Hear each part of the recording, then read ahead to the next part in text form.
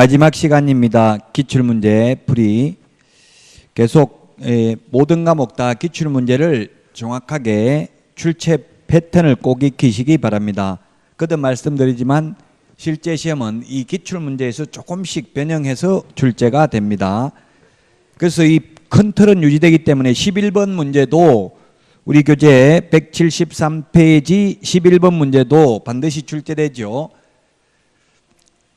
겸업, 법인이, 중개법인이 겸업할 수 있는 거, 우리 핵심 비교 정리 프린트는 24번에 있습니다. 1번 기역, 주택의 임대관리 및 부동산의 임대업이라고 했는데 임대업은 안 됩니다. 주택, 상가, 임대, 관리 등 부동산의 관리 대행만 됩니다. 니은에 부동산의 이용, 개발에 관한 상담은 가능합니다. 개발업은 안 됩니다.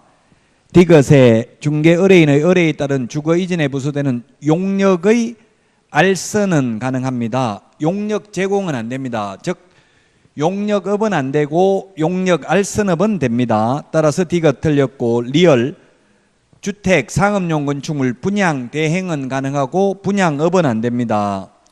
미음에 국세징수법에 의한 공매대상 부동산에 대한 입찰 신청 대리는 됩니다. 다만 민사집행법에 의한 경매부동산 매수신청 대리 하려면 지방법원장에게 매수신청 대리인 등록을 하고 그 지도 감독을 받아야 됩니다. 따라서 11번에 5번이 정답이 되겠습니다. 다음은 12번입니다. 12번 틀린 것은 했는데 정답은 5번이죠. 5번. 5번을 보니까 법인의 분사무소에서 사용하는 인장은 분사무소 소재지 등록관청에 등록해야 된다 했는데 주된 사무소 소재지 등록관청에 등록해야 됩니다. 근데 이건 기출문제인데 좀 문제 자체가 약간 바람직하지는 않습니다. 왜냐하면 등록관청이라는 말 자체가 법제 구조에 보면 주된 사무소 소재지 시장군수구청장을 말한다 이렇게 되어 있습니다. 따라서 이 문제를 5번을 정확하게 출제하려면 분사무소 소재지 시장군수구청장에 등록해야 된다 이렇게 하면 틀렸겠죠. 주된 사무소 등록관청입니다. 등록관청이라고 하면 당연히 주된 사무소 소재지 시장군수구청장을 말합니다. 기출문제 자체도 이렇게 완벽하지 않기 때문에 그것을 감안해서 여러분들이 풀어야 됩니다. 12번의 정답은 5번입니다. 자, 다음은 13번 문제 보겠습니다. 13번 문제, 다음 달 10일까지 협회에 통보해야 될 사항 아닌 것입니다. 우리 핵심 비교 정리 프린터 25번에도 있습니다. 답은 2번이죠. 등록증을 교부한 때에는 통보해야 되지만 등록증을 재교부한 경우에 통보하라는 말은 없습니다. 다음 달 10일까지 협회에 통보해야 됩니다. 13번에 답이 2번이고요. 그 다음에 14번입니다. 자격 취소에 관한 설명으로 틀린 것인데 답은 5번이죠. 자격증을 교부한 시도지사와 사무소 관할 시도지사가 서로 다른 경우에는 자격증을 교부한 시도지사가 자격 취소 처분에 필요한 절차를 이행한다 했는데 필요한 절차, 즉 청문과 의견 진술기에는 사무소 관할 시도지사입니다. 사무소 관할 시도지사이다. 자, 우리 거기 핵심 비교 정리 프린트 54번에 맨 밑에 나와 있네요. 54번에. 그래서 자격증 재교부, 그 다음에 자격 취소,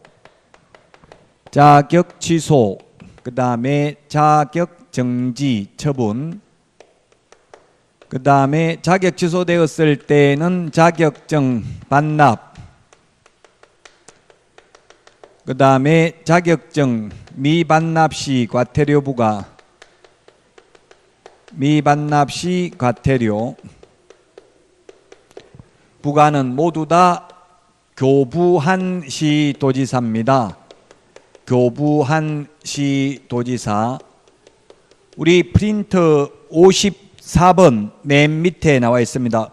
54번 맨 밑에. 그러나 청문과 의견 진술 기회는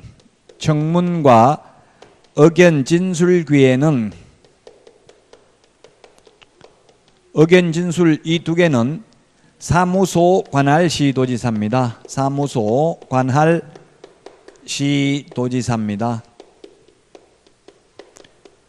청문이 자격 취소의 경우 청문, 자격 정지의 경우 의견 진술 기회를 부여하죠. 그래서 5번이 틀렸습니다. 필요한 절차는, 즉 필요한 절차가 바로 청문과 의견 진술 기회인데 청문과 의견 진술 기회는 사무소 관할 시도지사가 합니다. 그 다음에 15번입니다. 틀린 것은 했는데 1번 분묘기지권이 성립하기 위해서는 그 내부에 시신이 안장되어 있고 본문 등 외부에서 분묘의 존재를 인식할 수 있는 형태를 갖추고 있어야 합니다. 2번 분묘기지권이 인정되기 그렇죠. 시신이 없는 경우 감요, 예장 이런 것은 분묘기지권 인정되지 않습니다. 봉분도 있어야 되고요. 불룩하게 올라와야 되죠. 그 다음에 2번 분묘기지권이 인정되는 분묘가 멸실되었다 하더라도 유골이 존재하여 분묘의 회복이 원상회복이 가능하고 일시적인 멸실에 불과하다면 분묘기지권은 소멸하지 않고 존속하고 있다고 보는 게 판례이고요. 그 다음에 3번 장사 등에 관한 법률의 시행에 따라 그 시행일 이전의 분묘기지권은 존립 근거를 상실하고 그 이후에 설치된 분묘에는 분묘기지권이 인정되지 않는다 이렇게 했는데 이게 틀렸습니다. 자, 이게 무슨 말이냐면 최근에 2017년도 판례가 되겠는데요. 3번이 정답인데 장사 등에 관한 법률이 2001년 1월 13일부터 시행이 되고 이 법 시행 이후에 설치된 분묘는 당연히 분묘기지권 인정되지 않습니다. 그러면 이 판례는 만약 1995년도에 설치되어 가지고 지금 현재 20년이 넘었다면 계속해서 분묘기지권을 인정해 주어야 한다는 뜻입니다. 대법원 판사들 다수 견해입니다. 소수 견해는 2001년 1월 13일 현재 20년이 지나야만 분묘기지권이 인정된다는 취지인데 다수 견해는 그것은 아니다. 2001년 1월 13일 전에 설치되었다면 지금 현재 20년이 넘었다면 분묘기지권은 인정된다는 뜻입니다. 그래서 3번이 틀렸고 4번 분묘기지권은 분묘기지 자체뿐만 아니라 분묘의 설치 목적인 분묘의 수호와 제사에 필요한 범위 내에서 분묘기지 주위의 공지를 포함하는 지역까지 미치며 그 구체적 범위는 개별적인 분묘를 보고 사회 통념상 판단해야 된다. 따라서 사성이 설치되었다 하여 사성까지 반드시 분묘기지권의 효력이 미치는 것은 아니다. 자, 그 다음에 16번입니다. 틀린 것은 했는데 1번이 답이네요. 이전 신고 전에 발생한 사유로 인한 행정처분은 이전 전의 등록관청이 행하는 게 아니라 이전 후 등록관청이 합니다. 그래서 1번이 틀린 정답입니다. 2번 이전 신고는 이전한 날로부터 10일 이내에 해야 됩니다. 3번 주된 사무소의 이전 신고는 이전 후 등록관청이 해야 된다. 맞습니다. 4번 주된 사무소의 이전 신고서에는 중개사무소 등록증과 건축물 내장에 기재된 건물에 중개사무소를 확보한 경우 이를 증명하는 서류가 첨부되어야 합니다. 사무소 확보 서류 사용권만 확보하면 되지요. 5번 분사무소 이전 신고를 받은 등록관청은 이전 전 및 이전 후 분사무소 소재지 관할 시장군수구청장에게 이를 지체 없이 통보해야 됩니다. 맞네요. 그래서 답은 16번의 1번입니다. 이전 전의 위반행에 대한 행정처분은 이전 후 등록관청이 이를 행합니다. 16번의 1번이 정답이고요. 자, 그 다음에 17번 보겠습니다. 사무소 명칭 표시에 대해서 옳은 것입니다. 1번 공인중개사는 등록을 하지 않아도 그 사무소에 부동산 중개라는 명칭을 사용할 수 있다라고 했는데 사용할 수 없습니다. 부동산 중개는 개업공개사가 아니면서 부동산 중개라는 명칭을 쓰면 1년 이하의 무등록자로서 이런 부동산 중개 또는 이와 유사한 명칭을 사용하면 1년 이하의 전역이나 1,000만 원 이하의 벌금입니다. 2번 공인중개사인 개업공인중개사가 법령에 따른 5개 광고물을 설치하는 경우 중개사무소 등록증에 표기된 개업공인중개사의 성명을 표기할 필요가 없다 했는데 5개 광고물, 즉 간판을 5개 광고물이라고 합니다.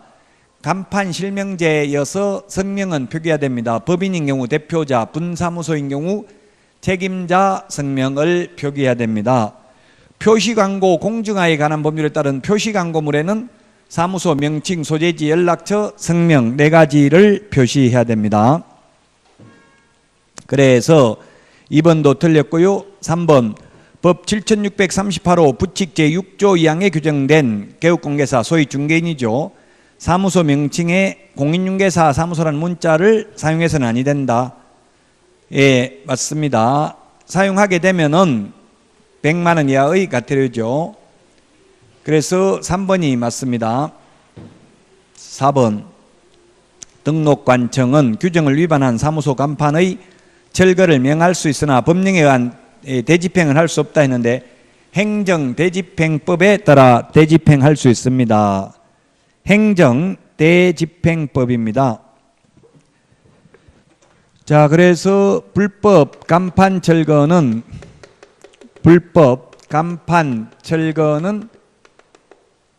행정대집행법입니다. 행정대집행법.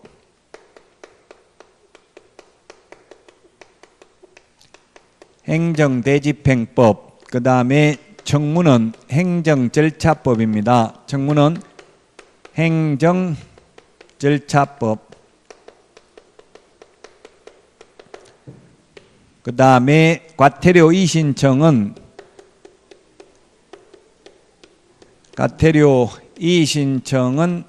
질서 위반행위 규제법입니다. 질서 위반행위 규제법. 과태료 이의신청은 질서 위반행위 규제법에 의해서 합니다. 자, 그 다음에 5번입니다. 법인인 개업공개사가 의뢰받은 중개사물에 대하여 법령에 따른 표시광고를 하는 경우 대표자 성명을 표시할 필요는 없다 했는데 틀렸죠? 대표자 성명, 소재지, 연락처, 사무소 명칭 다 4가지 표시해야 됩니다. 그래서 17번에 답 3번이고요. 그 다음에 18번 휴폐업에 대해서 틀린 것입니다. 답은 5번인데요. 기업에 중개사무소 개설 등록을 한 후 업무 개시하지 않고 사무를 초과한 경우 신고해야 됩니다. 휴업 신고해야 됩니다. 리어는 법령에 정한 사유를 제외하고는 휴업은 6월을 초과할 수 없습니다. 6월을 초과할 수 없죠. 그러나 부득이한 사유가 있으면 징집으로 인한 입영 등 부득이한 사유가 있으면 6월을 초과할 수 있고요. 이것이 틀렸네요. 분사무소도 주된 사무소와 별도로 휴업할 수 있고 리얼의 휴업 신고는 원칙적으로 휴업 개시 후 휴업 종료 전에 해야 되는 게 아니라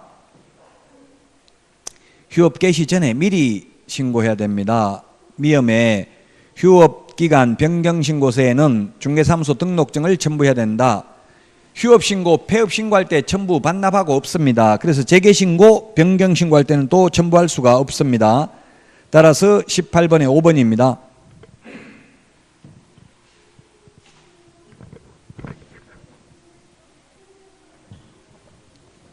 19번 주택임대차 보호법입니다. 틀린 것은 했는데 정답은 3번이죠. 임대차 계약을 체결하려는 자는 임차인의 동의를 받는 게 아니라 임대인의 동의를 받아 확정일자 부여기관에 해당 확정일자 부여일 정보의 제공을 요청할 수 있습니다. 임차인 동의 받는 게 아니라 임대인 동의 받아야 됩니다. 따라서 3번이 틀렸습니다. 그 다음에 20번입니다. 틀린 것은 했는데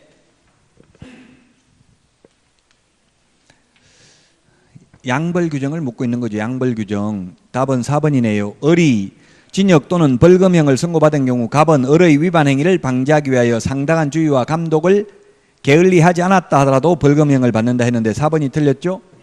소위 양벌 규정입니다. 양벌 규정이란 양쪽을 다 벌한다는 말이고, 즉 직원이 잘못했을 경우 사장도 벌하는데 다만 사장인 개업공인중개사가 그 위반 행위를 방지하기 위하여 상당한 주의와 감독을 게을리하지 아니한 경우에는 그러하지 아니합니다. 즉 양벌 규정에 의해서 벌금을 받지 않습니다.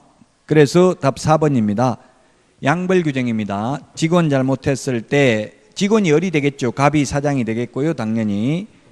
답 4번이고요. 21번입니다. 틀린 것은 했는데 답은 3번입니다. 폐업신고, 즉 중개업을 폐업하여 매수신청 대리인 등록이 취소된 후 3년이 지나지 않은 갑은 매수신청 대리인 등록을 할 수 없다 했는데 할 수 있습니다. 잘못해서 등록 취소되는 게 아니라 중개업을 폐업해서 매수신청 대리인 등록 취소됐다면 3년 지나지 않아도 다시 등록할 수 있습니다.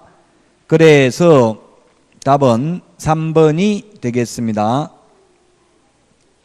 자, 그 다음에 22번입니다. 22번. 22번에 틀린 것은 했는데 확인 설명에 관한 내용입니다. 답은 4번이죠. 갑은 임대 의뢰인이 중개사물의 상태에 관한 자료 요구에 불응한 경우 그 사실을 중개사물 확인 설명서에 기재할 의무가 없다 했는데 기재하고 매수 임차인에게 불응한 취지를 기재도 하여야 합니다. 그래서 22번의 답은 4번입니다. 상태에 관한 자료 요구에 불응한 경우는 그 취지를 매수 임차 의뢰인에게 설명도 하고 확인 설명서 서식에 기재도 하여야 합니다. 따라서 답은 4번이 되겠습니다. 다음은 23번 문제 보겠습니다. 23번 중개 보수에 관한 설명으로 틀린 것입니다. 1번 중개대상물의 권리관계 등의 확인에 소요되는 실비를 받을 수 있습니다. 권리관계 등의 확인에 소요되는 실비는 매수 임차 의뢰인한테 받을 수 있죠. 매수 임차 의뢰인이 아니라 매도 임대 의뢰인에게 받을 수 있습니다. 계약금 등의 예탁금 제도와 관련되는 실비는 매수 임차 의뢰인에게 받을 수 있습니다. 2번 다른 약정이 없는 경우 중개보수 지급 시기는 중개사물의 거래 대금 지급이 완료된 날로 합니다. 그 다음에 3번 주택 외의 중개사물에 대한 중개보수는 국토교통부령으로 정하고 중개의뢰인 쌍방에게 각각 받는다. 중개보수는 쌍방 각각 받습니다. 주택 외는 국토교통부령, 주택은 국토교통부령이 정하는 범위 내에서 시도 조례로 정하죠. 4번 개업공인중개사의 고의 또는 과실로 중개의뢰인 간의 거래 행위가 해제된 경우 중개보수를 받을 수 없다 했는데 개업공개사의 고의과실이면 받을 수 없고요. 개업공개사의 고의과실이 없으면 받을 수 있습니다. 5번에 중개대상물인 주택소재지와 중개사무소 소재지가 다른 경우에 주택소재지 관할 시도조례가 정한 기준에 따라 중개보수를 받는다 했는데 사무소 소재지죠. 중개사무소 소재지 관할 시도조례가 정한 기준에 따라 중개보수를 받아야 합니다. 따라서 5번도 틀렸습니다. 정답은 5번이 되겠네요. 5번도 틀린 게 아니라 5번이 틀렸네요. 틀린 거 골라라고 했으니까 5번이 정답. 자, 그 다음에 24번 확인 설명서 2의 서식 비주거용 건축물 서식에 대한 설명을 옳은 것입니다. 기역의 단독 경보형 감지기 설치 여부는 세부 확인 사항이다 했는데 단독 경보형 감지기는 1의 서식만 해당됩니다. 그래서 틀렸고 니은은 내진 설계 적용 여부는 기본 확인 사항입니다.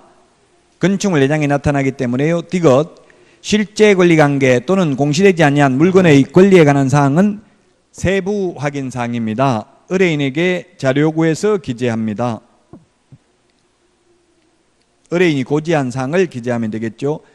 그 다음에 리얼에는 보면 일조, 소음, 진동 등 환경 조건은 1의 서식만 기재합니다. 일소진, 일조, 소음, 진동 요건 환경 조건은 1의 서식만 기재합니다. 그래서 지금 2의 서식을 물었기 때문에 정답은 니은, 디귿 3번이 정답이 되겠습니다. 다음은 25번입니다.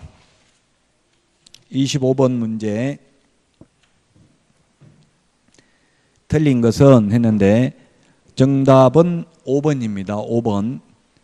전용 면적 85제곱미터 이하이고 상하수도 시설이 갖춰진 전용 입식 부엌, 전용 수세식 화장실, 그 다음에 및 전용 목욕시설을 갖춘 오피스텔의 임대차에 대한 중개보수의 상한요율은 거래금액의 1000분의 5가 아니라 임대차는 1000분의 4, 매매는 1000분의 5입니다.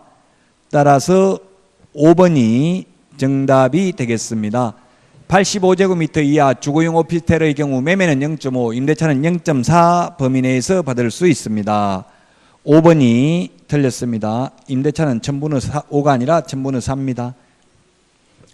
26번 옳은 것을 모두 고른 것은 했는데 답은 2번이네요. 기업의 실무교육을 받는 것은 등록 기준에 해당되고요. 니은에 개업 공인중개사는 폐업 신고를 한 후 1년 이내에 소속 공인중개사로 고용 신고하려면 실무교육을 받아야 된다 했는데 교육받고 1년 안에 다시 개업하거나 1년 안에 다시 취직하려면 교육 안 받아도 됩니다. 교육의 유효기간은 1년입니다. 그러나 중개업을 하는 동안은 계속 공부를 했기 때문에 다시 실무교육을 안 받아도 되는데 1년 넘게 놀았다면 다시 교육을 받아야 되겠죠. 그래서 니은 틀렸습니다. 1년 안에 개업을 했다가 그만두고 1년 안에 소속 공인중개사로 취직하려면 교육 안 받아도 됩니다. 1년 안에가 중요하죠. 이것은 연수교육 시간은 12시간 이상 16시간 이하입니다. 12시간. 청하 노래도 있죠. 벌써 12시. 예, 12시간 이상 16시간 이하입니다. 연수교육은. 리얼에 연수교육을 정당한 서유 없이 받지 아니하면 500만 원 이하의 과태료입니다. 교육 안 받으면 처벌받는 것은 연수교육밖에 없습니다. 따라서 26번의 답 2번입니다. 다음은 27번. 틀린 것은 했는데 1번이 정답입니다.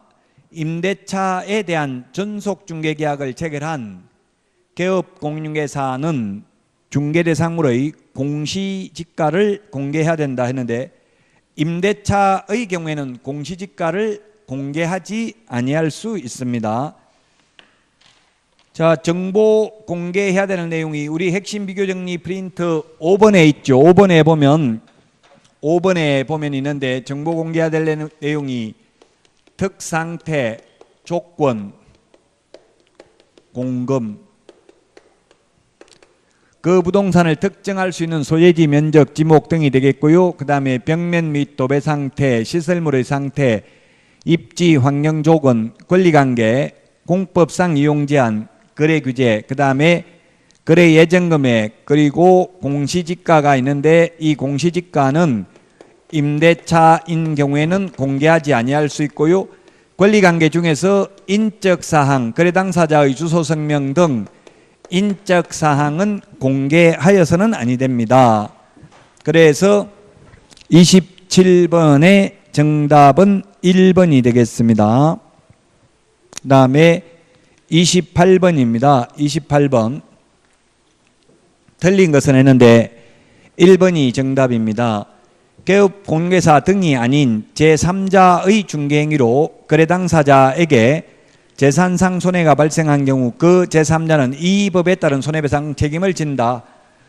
아닙니다. 보증가입은 개업공개사만 보증가입합니다.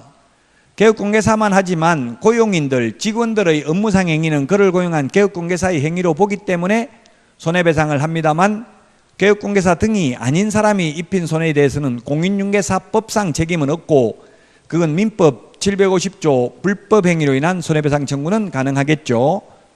즉 무등록업자의 중개행위로 인한 손해는 보험금으로 공제금으로 받을 수는 없다는 뜻입니다. 그래서 1번이 정답이 되겠습니다.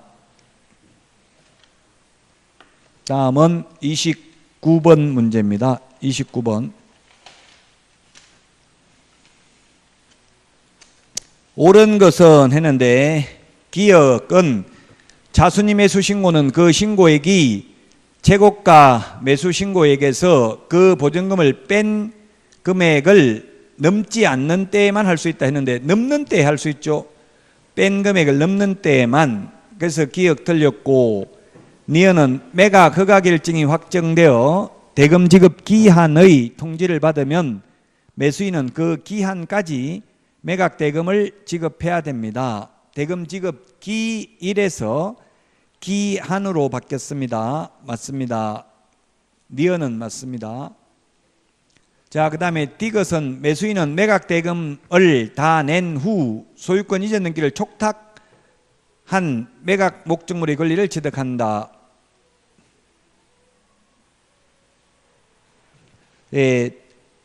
매각 대금을 완납한 때 촉탁한 때가 아니라 매각 대금을 다 낸 때에 소유권을 취득합니다.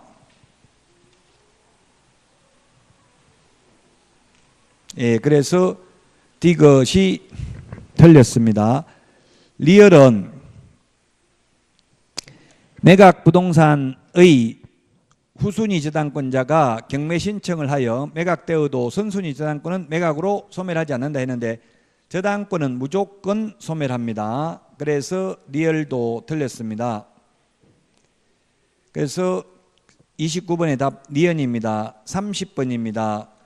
금지 행위에 대한 설명으로 틀린 것은 했는데 답은 4번이죠. 개업공개사가 의뢰인과 직접 거래를 하는 행위를 금지하는 규정은 효력 규정이다 했는데 효력 규정은 아니고 단속 규정입니다. 따라서 의뢰인하고 직접 거래하면 안 되는데 의뢰인하고 직접 거래했다 하더라도 3년 이하의 징역이나 3천만 원 이하의 벌금을 받을 뿐이고 또한 행정처분을 받을 뿐이지 그 계약 자체는 유효하다, 효력은 있다, 무효가 되는 것은 아닙니다.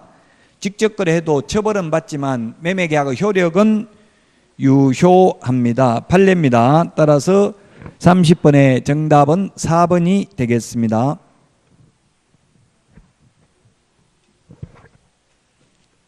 31번입니다. 틀린 것은 했는데 2번이 정답이네요. 공인중개사법 시행규칙에 개업 공인중개사가 작성하는 거래계약서의 표준이 되는 서식이 정해져 있다 했는데 거래계약서는 법정 서식이 없습니다. 다만 국토교통부 장관이 표준 서식을 정하여 그 사용을 권장할 수 있을 뿐인데 현재는 권장하는 계약서도 없습니다. 따라서 31번에 2번이 정답이 되겠죠. 우리 해설들을 아주 자세하게 잘 해놨습니다. 그래서 31번의 정답 2번이 되겠고요. 다음에 32번입니다. 32번 틀린 것은 했는데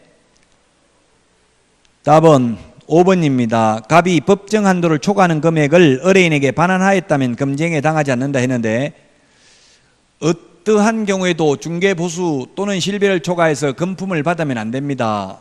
이게 가장 시험에 많이 나왔는데 따라서 국선작가의 미술품을 한 점 선물로 받았다, 금 한 양을 받았다, 의뢰인이 간곡하게 받아라고 요청하여 감사의 표시로 마지못해서 자동차를 한 대 수령했다, 모두 안 됩니다.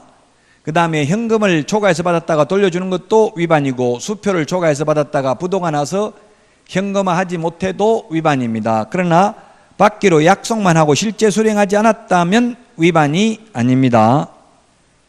자, 그래서 여기 문제 5번은 받았다가 돌려주는 것도 위반이다. 초과 약정을 하면 전부 무효가 아니라 초과 부분만 무효이다. 중개보수는 초과 부분만 무효입니다. 그래서 32번에 답 5번이고요. 33번 소속공개사 자익정지 사유에 해당하지 않는 것은 했는데 답은 2번이네요. 전속중개계약서 의하지 아니하고 전속중개계약을 체결하지 않는 경우 소속공개사에 대한 처벌 규정은 없습니다. 전속중개계약에 대해서는. 자, 그래서 이 소속공개사는 전속중개계약을 체결할 의무도 없고 작성 교부할 의무도 없습니다. 따라서 정답은 2번이 되겠습니다. 34번. 34번 가로 안에 들어가야 될 내용으로 옳은 것입니다. 첫 번째, 다른 약정이 없는 경우 전속중개계약이나 일반중개계약의 표준서식 유효기간은 3개월입니다. 그 다음에 거래종무사업자 지정받은 날로부터 3개월 이내에 운영규정을 제정하여 승인받아야 됩니다. 그 다음에 손해배상을 해주고 나면 15일 이내에 재보정 설정을 해야 됩니다. 15일입니다.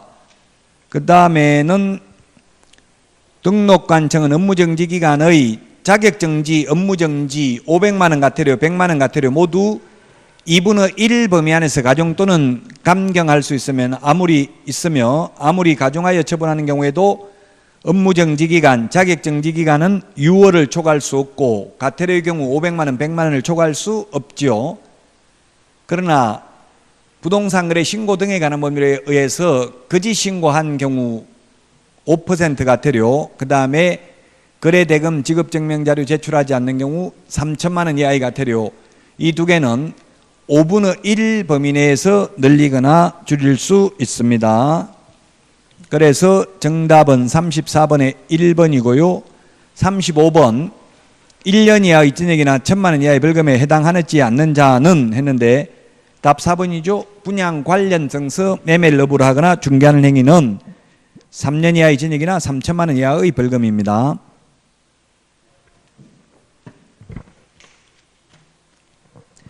자, 1년 이하의 전역이나 1,000만 원 이하의 벌금이 22번에 있네요. 우리 핵심 비교 정리 프린터 22번에 있습니다. 22번. 22번에 보면 1년 이하의 전역이나 1,000만 원 이하의 벌금, 유사, 이중, 유사한 것을 이중으로 양도, 임정, 비광, 매무수거,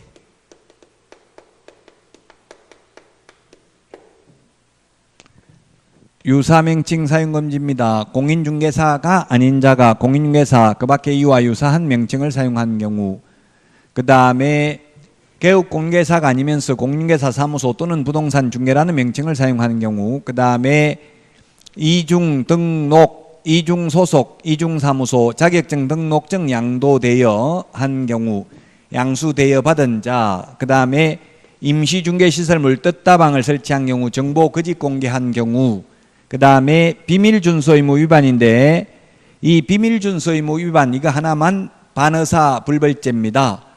피해자의 명시된 의사에 반하여는 벌할 수 없습니다. 그 다음에 개업공개사가 아닌 자가 중개대상물에 대한 표시 광고를 한 경우, 그 다음에 이거는 금지행위죠.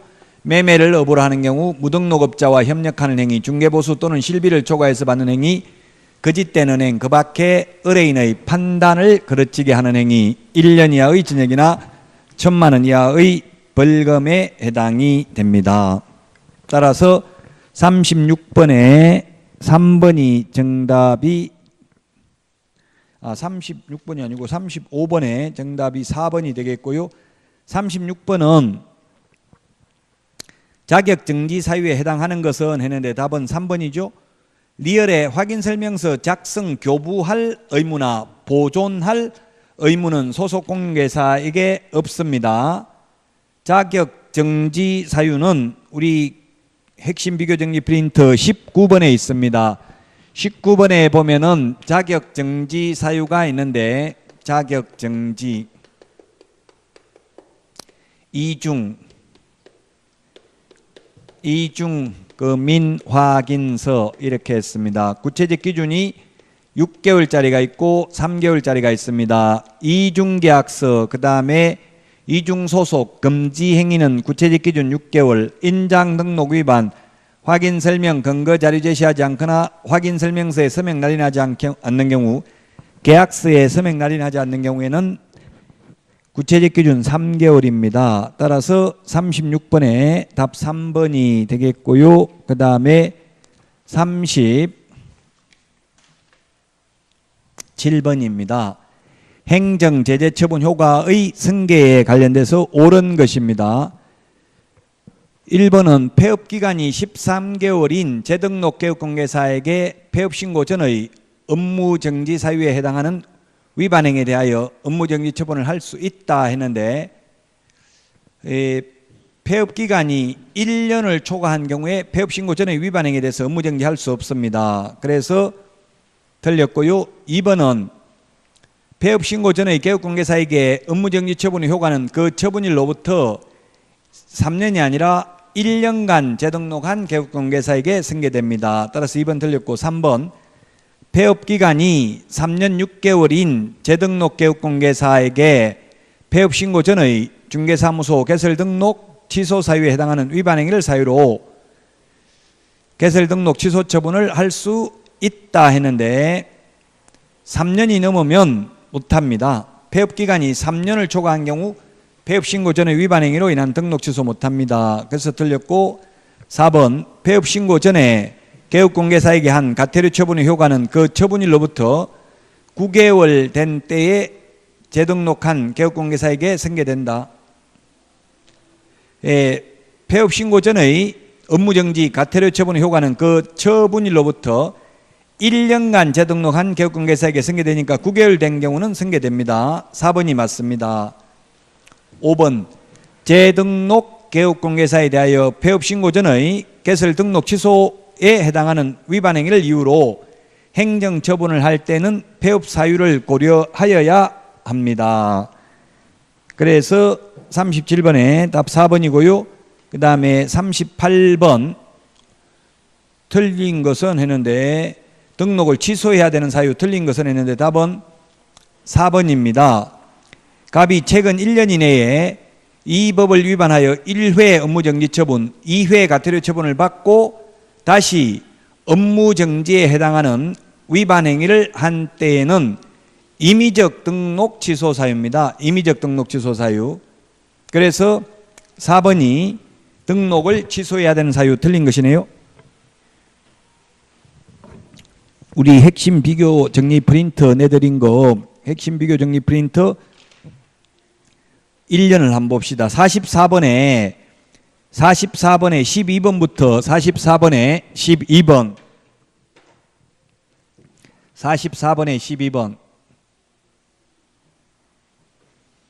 44번에 12번, 13번, 14번, 15번, 12번에 2 플러스 1은 절대적 취소라고 되어 있고요. 그 다음에 절대적 취소, 절취사유, 그 다음에 15번은 2 플러스 1이 임의적 취소입니다. 44번, 자, 둘 다 업무정지 2번 받고 최근 1년 이내에 또다시 업무정지에 해당되면 중개사무소는 등록을 취소하여야 합니다. 그런데 15번은 매수신청 대리의 경우는 매수신청 대리의 등록을 취소할 수 있습니다. 그 다음에 13번은 3 플러스 1은 임의적 취소입니다. 임의적 취소. 그래서 이 3 플러스 1에는 반드시 최소한 가태료가 2번 이상 포함되어 있어야 됩니다. 가태료가 한 번밖에 포함 안 되어 있으면 이미 2 플러스 1 절대적 취소 사유에 해당됩니다. 14번은 앞에 2번은 업무정지 또는 과태료고 플러스 1은 반드시 과태료에 해당하는 경우에는 업무정지 사유에 해당됩니다. 업무정지 사유에 해당된다. 자, 그래서 가령 최근 1년 이내에 업무정지, 과태료, 업무정지에다가 또다시 업무정지에 해당되는 위반행위를 했으면 이 과태료 한번 없어도 3 플러스 1이지만 이건 절대적 취소라고요. 이미 과태료 없어도 2 플러스 1 절대적 취소 사유에 해당되니까. 그러나 최근 1년 이내에 과태료, 업무정지, 과태료 플러스 업무정지에 해당되는 경우 3 플러스 1, 이 경우에는 임의적 취소입니다. 과태료가 2번 이상 들어가 있죠. 조금 어려울 수 있는데, 따라서 38번에 4번은 절대적 지소가 아니라 임의적 지소사입니다. 3 플러스 1인데 가태료가 2번 이상 포함되어 있기 때문에 그렇습니다. 38번의 정답이 4번이 되겠고요. 그 다음에 39번입니다. 가태료 부과기간 연결이 틀린 것은 했는데 답은 3번이 되겠습니다. 3번. 즉 연수교육을 안 받으면 500만 원 이하의 가태료는 시도지사가 부과합니다. 왜냐하면 연수교육은 시도지사가 실시하기 때문에 가태료도 시도지사가 부과합니다. 시도지사가 부과하는 거 연수교육 빼고는 나머지 자격증이죠. 자격증 취소되고 나서 7일 이내에 미반납하는 경우에도 시도지사가 부과합니다. 따라서 39번의 정답은 3번이고요. 40번 문제 보겠습니다. 40번 틀린 것은 했는데 1번 경매로 농지를 매수하려면 매수 신청 시에 농지 취득자의증명서를 제출해야 된다 했는데 매각 허가 결정기일까지 제출하면 됩니다. 매수 신청 시가 아니고 따라서 이 매각 허가 결정기일이 일주일 안에 정해지기 때문에 농지 취득자의증명을 지금 4일 이내에 발급해 주죠. 그래서 매수 신청 시가 아니라 매각 허부 결정기일까지 제출하면 됩니다. 따라서 1번이 틀린 정답이 되겠습니다. 2번은 개인이 소유하는 임대농지의 양수인은 농지법에 따른 임대인의 지위를 승계한 것으로 본다. 따라서 최단기 존속기간이 3년인데 3년 계약해놓고 1년 만에 논을 팔아먹어도 임차인은 2년 더 농사 지을 수 있다는 이야기입니다. 3번 농지 전용 협의를 마친 농지를 취득하는 경우 농지 취득자의 증명 필요 없습니다. 그러나 농지 전용 허가나 농지 전용 신고를 한 경우에도 농지 취득자의 증명은 받아야 됩니다. 다만 농업경영계획서 제출은 안 하죠. 4번 농지를 취득하려는 자가 농지에 대한 매매계약을 체결하는 등으로 농지에 관한 소유권 이전 등기 청구권을 취득하였다면 농지 취득자익증명 발급권을 보유하게 됩니다. 5번 주말 체험용 농을 목적으로 농지를 소유하려면 세대원 전부가 소유하는 총 면적이 1000제곱미터 이하가 아니라 미만입니다. 세대원 전부 합산합니다. 따라서 우리 과거에 시험에 출제됐죠. 부부가 동일 세대원인데 따로따로 1000제곱미터 미만 주말 체험할 수 있다. X입니다. 세대원 전부 합산한 면적이 1000제곱미터 미만이 되겠습니다. 따라서 40번의 1번입니다. 자, 여기까지 해서 기출문제 해설 강의를 모두 마치도록 하겠습니다. 여러분 고생 많이 하셨고요. 모두 지금 이 페이스 시험 볼 때까지 잘 유지하셔서 모두 합격하기를 진심으로 기원합니다. 감사합니다.